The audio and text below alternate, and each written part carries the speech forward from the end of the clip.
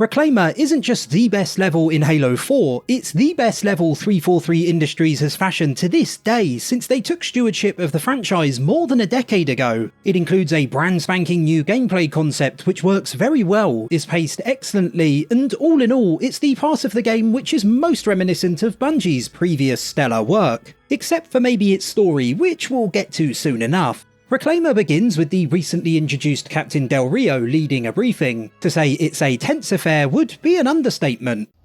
Captain, what's Force Recon's assessment of the terrain? I know you've been off the field for a while, Master Chief, but this is a blow-through op. Sending in a recon would just slow us down.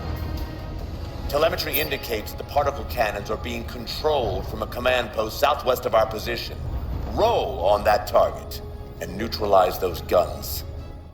Framing the mission this way makes it feel like a planned military operation, rather than the fly-by-the-seat-of-your-pants escapades Halo's levels so often are. Master Chief is but one Spartan among several, working as part of a team to complete an objective, something we'd never seen him do before. It makes the Spartan 4's very underwhelming arrival towards the end of Infinity prior even more of a waste, with their grand entrance given so little fanfare you might mistakenly think them to be souped-up Marines as opposed to the super soldiers they actually are. Imagine if instead they came to the forefront here during one of the game's admittedly beautiful cinematics. It would not only make it clear who exactly they are, but also give the opening some extra oomph. The jetpack also makes its return to the series after a successful debut in Halo Reach. Given the gargantuan dimensions of the Mammoth, it's less a nice to have and more an absolutely must have. You'll be hopping on and off the absurdly proportioned vehicle regularly, and the jetpack makes doing so a less arduous process than it otherwise would be.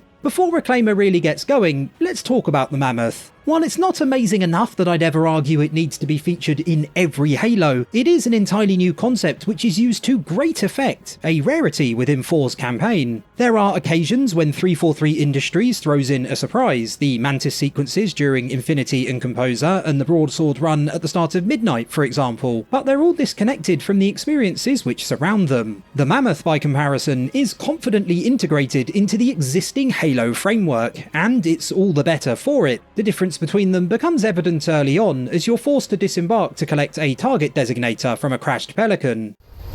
766, lose some altitude. You're inside the kill box. Almost got target lock. Just a little more. Pelican, fall back. Hey, Pelican's down!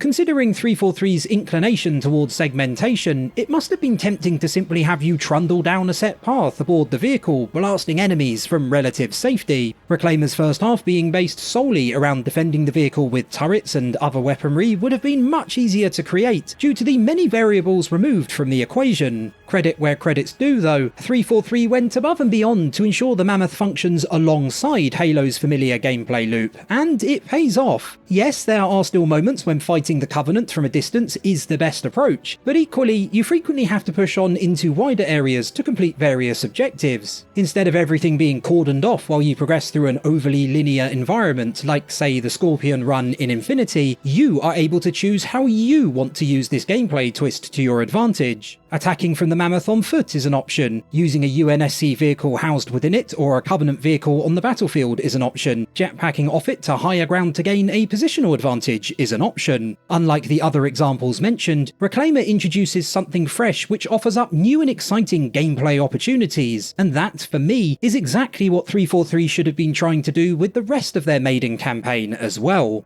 With the target designator retrieved and one of the particle cannons downed, your next task is to destroy 3 shield generators housed within a second wider area. Along with the Mammoth, a fresh and genuinely compelling addition, Reclaimer also successfully emulates Bungie's efforts of old when it comes to pacing. During this first half in particular, the swift transitions make that easy to spot. Quieter, narrow sections are frequently replaced by larger encounters which become more involved each time, which imbues events with the same ebb and flow as that found in the title titles which precede it. Bungie's philosophy was always predominantly open to narrow to open to narrow, whereas 343's in 4 is usually narrow, narrow, narrow, narrow, but that's less the case here. It reminds me of how the majority of Halo 3 ODST's missions are structured, especially. Look at Uplift Reserve, look at Kazingo Boulevard, NMPD HQ, or Kikawani Station. Each of them consists of 3 arenas which escalate in challenge over time, connected by short corridors in between them, like these early parts of Reclaimer. Here you travel down a cramped path with barely any combat to the first big encounter, then another to reach the shield generators, an increase in scale, and finally down a third to reach the last, most explosive skirmish. If any criticism were to potentially be levelled at this aspect of Reclaimer, it could be that there's nothing going on in between the more substantial encounters, but there are enough bursts of combat and story beats that I've never personally found it to be an issue.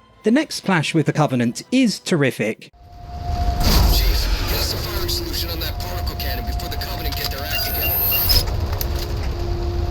Target acquired! Shot's good.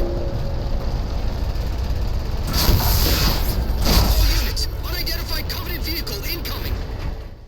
The Lich appearing above the area, the battle up the hill to reach its grav lift, blasting your way through the ship to destroy its power core. It's chaotic, vintage Halo. Again, the key here is the variety afforded to you. You can jump in the Warthog equipped with a Gauss cannon and circle the area. You can go in on foot and attempt to hijack a Covenant vehicle. You can rush straight to the grav lift and get the job done without even worrying about the enemies closer to the Mammoth. While talking about Infinity, I spoke of the idea of the Bungie butt. That is the idea that during nearly every situation they placed you in, there was normally an optimal way to proceed, but there were also plenty of other ways to approach each of them too. Up until Reclaimer, that concept is quite absent from 4, with Dawn, Requiem, Forerunner and Infinity all tending to err on the side of having a specific way to tackle different sections. Requiem, I suppose, bucks the trend once or twice, but even when it does, it presents nothing like the wealth of opportunities you could so often choose from as part of Master Chief's past adventures. However, glimpses of what could have been do begin to shine through here, and I actually consider it to be something of a false dawn first-timers might be tricked by, as the game mostly reverts to type once this outing is done and dusted.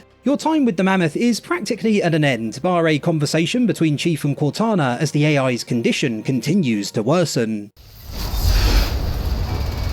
They don't care about you! They replaced you! Blast it! It's okay. How? How is this okay? How is putting you at risk because I can't hold it together okay? It's from this point onwards that their side of the story really begins to pick up pace, with much of Reclaimer's closing cinematic and the opening of Next Level Shutdown focused on it. After all the fun and games and originality so far, visiting another Forerunner structure may not be an enticing prospect, but the jetpack makes it moderately enjoyable. The environment has enough verticality and space to make raining down death from above quite entertaining, and it is definitely an area designed with the equipment in mind. Out of the 8 different pieces of equipment you're able to take advantage of, it's undoubtedly the best, as it was in Reach as well, and having there be distinct parts of the campaign which get the most out of it is a smart idea, as it avoids it becoming a crutch, a get out of jail free card which is too powerful for it to always be an option. We need only take one look at Infinite and the grapple shot to see how broken a strong movement ability can quickly become. Its ridiculous utility makes it useful in basically every situation, to the extent the way you play Halo changes fundamentally to accommodate it, which is precisely how the jetpack would have ended up being used too if it was always available. Entering the structure, there's little to do other than walk its halls using sentinels to guide you. This is the last time you explore a Forerunner environment before the scales start to tip too far in their direction for the remainder of the campaign. Regardless of what you think about their aesthetic, I'd guess that they're over-designed. A good balance has generally been maintained between them and natural areas up until now. Come the end of Reclaimer, that will no longer be the case. Shutdown is dominated by Forerunner architecture. Composer unfolds in an orbiting science station which is admittedly human-built but doesn't look that dissimilar, and Midnight again consists mostly of Forerunner structures. They work better when used to break up the natural to provide a palette cleanser, as they do here and have done for much of 4 so far, but that won't be the case moving forwards. After a short stroll, you'll come across a terminal Cortana uses to take the remaining particle cannons offline, after which she suddenly disappears. Searching for her, you arrive at Halo 4's infamous lore dump, dished out by a Forerunner named the Librarian, once the Didact's wife. Who are you? I am what remains of the Forerunner, once known as the Librarian. My memories will retain to assist humanity on their path to the mantle. Though sadly, that plan is now at risk.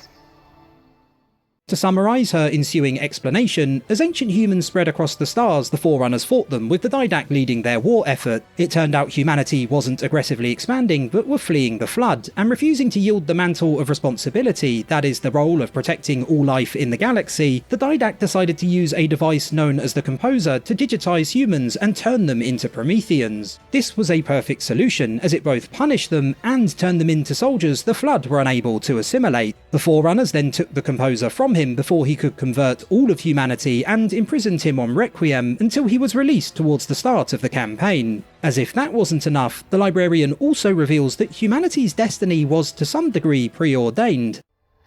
I hid seeds from the Didact. Seeds which would lead to an eventuality. Your physical evolution.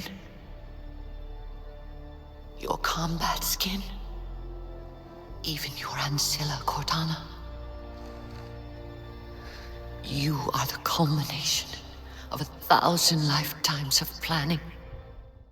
She also uses the genetic template implanted thousands of years ago to accelerate Master Chief's evolution, making him invulnerable to the effects of the Composer. There's not enough footage to talk over here, so I'm going to use clips from the terminals hidden within each level, which I'll also cover momentarily. I dread to think about how many times I played through 4 over the last year or two, and yet my still being worried about whether I'm explaining any of this well is testament, I think, to how poorly this exposition is handled. You only met the Didact himself a mission and a half ago at the end of Forerunner and have barely seen him since, and now, out of nowhere, a huge amount of backstory and several new concepts are introduced all at once. Ancient humanity's history, the Composer and the Prometheans, the Gene Song and humanity's destiny, these could have all been individual reveals, such is their importance to the series' wider story. Instead, you've no choice but to do your best to get your head around all of them at the same time. For those familiar with Halo's lore in all its forms, there's a lot to digest and discuss, and they'll probably enjoy doing so. For those who stick only to the games, I guess a large percentage of the series' audience, there's mountains to take in and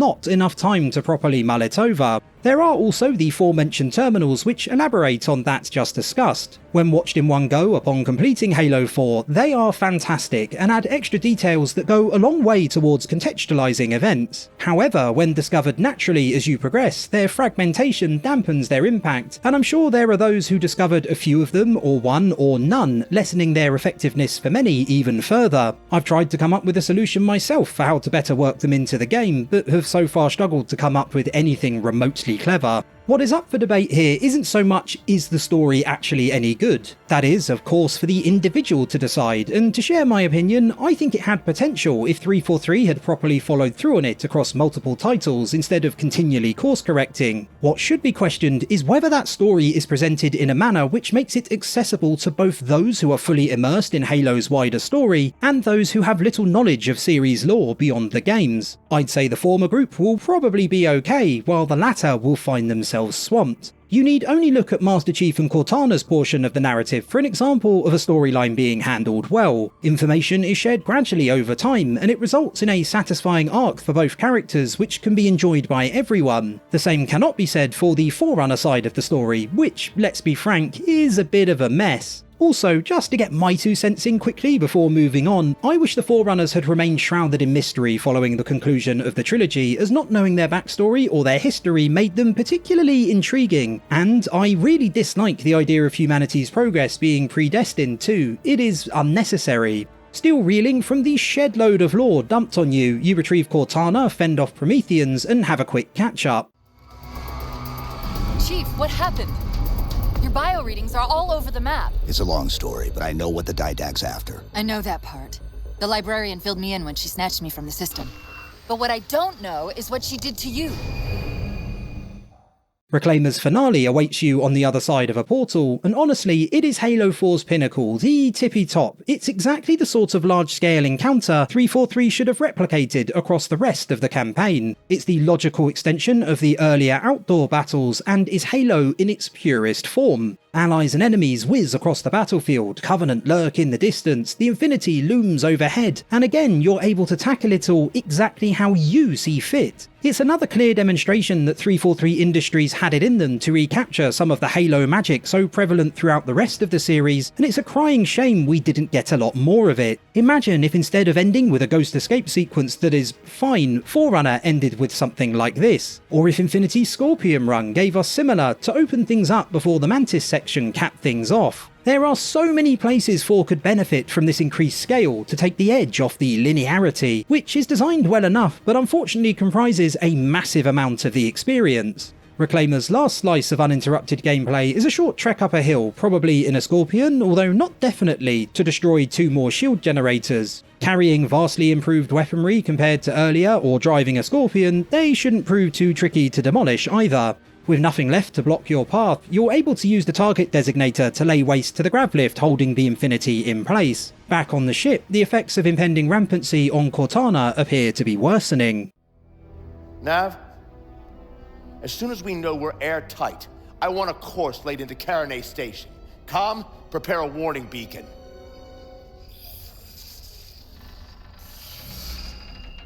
I will not allow you to leave this planet! Cortana. I didn't mean to. And as Reclaimer ends, Master Chief and Captain Del Rio have a disagreement over what to do next. Chief is willing to sacrifice everything to prevent the Didact leaving Requiem and unleashing his wrath on humanity a second time, whereas Del Rio's primary concern is getting the ship to safety as soon as possible. The Didact has to be stopped. If you won't do that, I will. I am ordering you to surrender that AI! No, sir. Lieutenant! Arrest that man! Captain! Arrest him! Captain! Get word to Earth that trouble is coming. Cortana and I will do what we can back here. Wonderfully original and uniquely confusing in equal measure, Reclaimer is Halo 4's best mission and for many will be its most bewildering too. Flying around using a jetpack while taking part in the game's best engagements is tremendous fun, as is hopping on and off the Mammoth to tackle different situations whatever way takes your fancy. The Librarian floating towards you to deliver an ungodly amount of exposition before promptly disappearing again as you do your utmost to understand all the implications of what she's just shared, not so much. Irrespective of story, what Reclaimer demonstrates more than any other level is that somewhere buried deep within 343 Industries was the ability to take the Halo formula Bungie established and expand upon it in ways we'd never seen. Indeed, I wonder what else they might have come up with if their entire modus operandi had been what can we add to Bungie's work to make it feel fresh again, as opposed to how do we make Halo's gameplay fit into our own design philosophy. Unfortunately, this is practically the only time they adhere to the former during the entire campaign, which is a shame, as for a brief moment playing Halo 4 transported me back to the good old days. Thanks for watching the video, boys, girls and Spartans. If you enjoyed it, do consider liking, subscribing and sharing your thoughts, and fingers crossed we'll meet again soon.